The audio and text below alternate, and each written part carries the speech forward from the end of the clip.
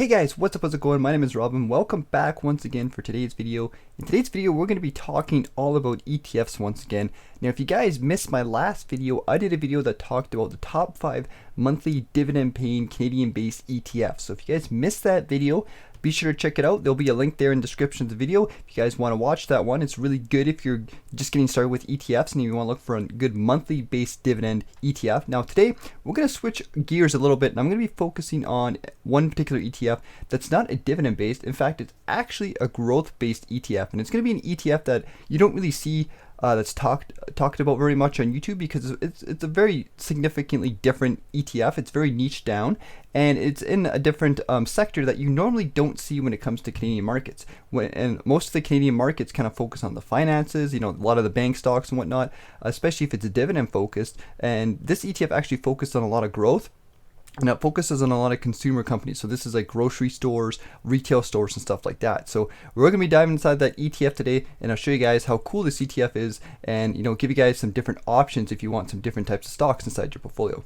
Alright, so the ETF we're going to be focusing on today is going to be the XST iShares S&P TSX Capped Consumer Staples Index ETF. So as you guys can probably guess, this is based on consumer staples. So once again, grocery stores, retail stores, all that kind of stuff. And this is really interesting because a lot of the, I would say, bigger Canadian-based ETFs and companies that a lot of people think about are, the utility companies, the banks, and the finance stocks and different things like that. A lot of people don't really think about the consumer companies. So we actually have a lot of good consumer-based stocks in Canada. So we're going to cover this ETF. It's pretty interesting. It's a little bit different than the ones we talked about, and I like to, have a little bit of variety on this channel. So if you guys want more of a growth-based ETF, this is definitely something to take a peek at. So it's owned by iShares, as you guys can see. It's currently trading for about $70 Canadian per share.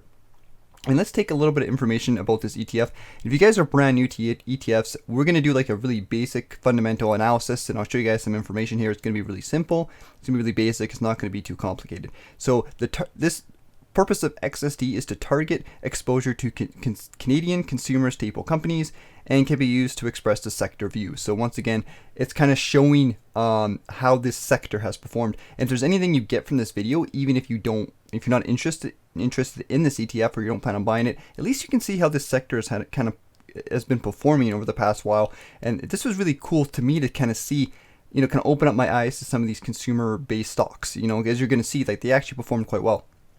And the investment objective at the end of the day is to see long-term capital growth by replicating the performance of the S&P TSX Capped Consumer Index net of expenses. So once again, they're looking for that growth. This isn't a dividend-based ETF. It's mostly a growth-based ETF with the tiny sector of consumer indexes. So here's the overall returns. Once again, whenever you're analyzing an ETF, you want to look at the returns. That's going to be basically how much money you're making, and the average annual return is quite a bit here. You guys can see here that the 1 year return is up 12%, 3 years is 9% on average, 5 years it's 7%, and over the past 10 years, this consumer-based ETF has given an average of 14% return per year. That's quite a bit in terms of growth. That's very attractive. And if we look at inception, basically calculating once again, past 10 years is going to be about that 14%. So that's actually really, really good. And that's really nice to see. If you look up a total, the total amount of return in general is 278 since inception, which once again is pretty high. And we can see the calendar year here. And this kind of opens up our eyes to the fact that this ETF is very stable. Looking at some of the years, how, if you guys remember the last ETFs we looked at, like a lot of the stocks would have a good year, then have a bad year, good year, bad year, something kind of along those lines. Now, this ETF is very interesting because a lot of these consumer-based stocks actually are pretty consistent. 2016 return of 8%, 2017 7%, 2018 1.69%, which isn't great, but it's not negative. 2019 12%, and then 2020 3%. So obviously, the pandemic whatnot probably pushed that down, but we've seen even in the whole, like the bad years, these consumer-based stocks still perform decently well. And I think that's because a lot of these companies are just companies that you need, right? Like we need grocery stores, we need retail stores, we need them to survive. Even during the pandemic, they did well. Even if they took hits, in the long run kind of thing, they still perform decently well because everybody needs that money. I mean, they need that, those goods and whatnot, so they're going to spend their money.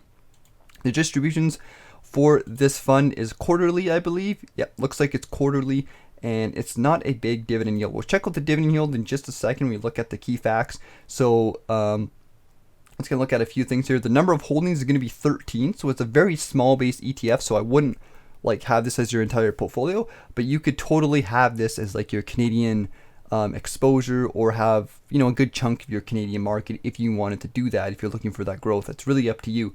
I would probably hold something else with it, or buy a couple other stocks alongside with it, but it's definitely something you could do.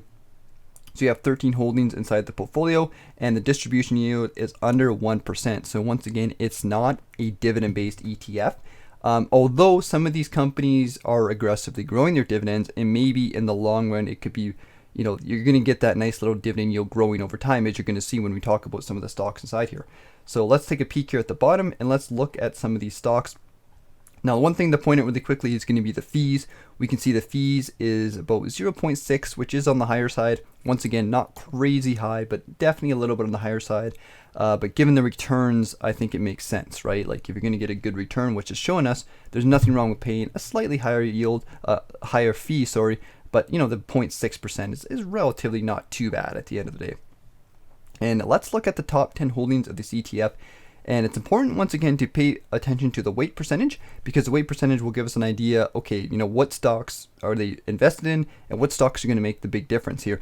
And as you guys can kind of see here, all these big name companies are all like grocery store chains. They're all the big companies that run this country.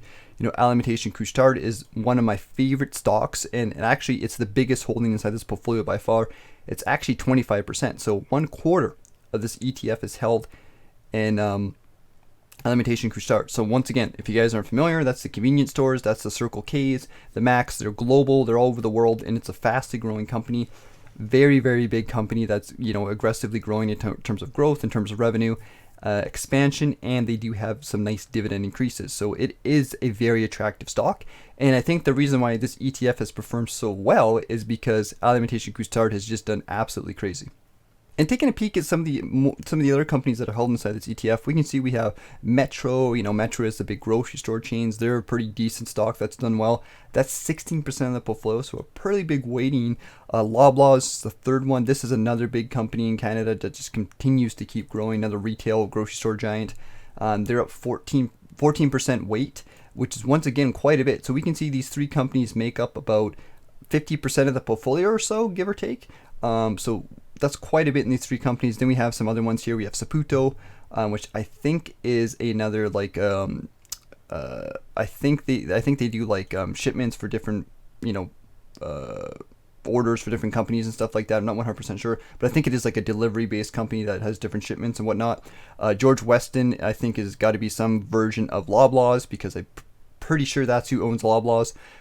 We have Empire, which I've never heard of. We have Premium Brands Holdings, which is one I never heard of. We have Primo Water, Maple Leaves Foods, which is the meat company, Northwest Company. So you can see that the bulk of the portfolio is in all these big retail-based companies. So these companies aren't necessarily in a lot of the other ETFs. Some of them are, some of them aren't. But you can see here that they've done.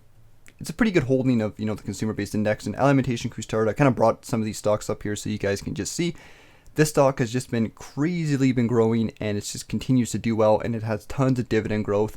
Metro stock, once again, it's been pretty consistent, and once again, it is slowly growing a dividend. Loblaws has been a little bit up and down, but over the past couple of years, it's been growing quite well. And then Saputo, as you guys can see, I hope I'm pronouncing that correctly, is actually going up quite a bit. So yeah, all these companies are pretty good. And one thing I really like about this ETF is the fact that these companies, like I mentioned earlier, do a good job of kind of being pretty stable. They're pretty stable. They're going to do well even when the economy is suffering.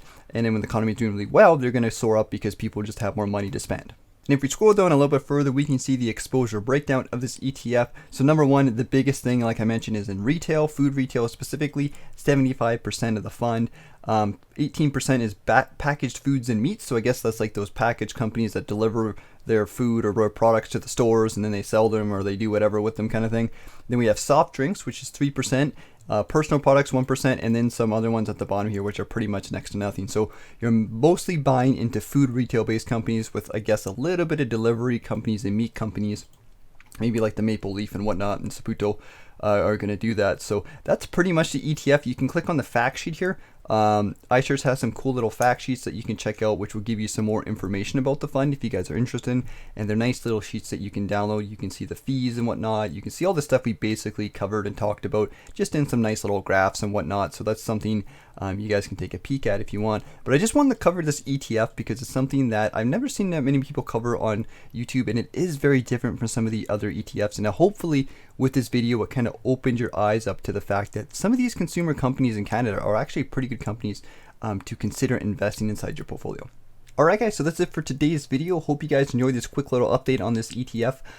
If you guys have any recommendations, or if you guys want me to check out any ETFs or any stocks, be sure to let me know in the comment section. I'll try to get to them as much as possible. Maybe I'll do another top 5 ETFs video of some kind if you guys want that type of video. Just let me know, and maybe I'll do some more ETF based videos since you guys do seem to like them. But anyways, if you guys enjoyed the video, be sure to give it a big thumbs up and let me know what you guys think in the comments, and I'll see you guys later.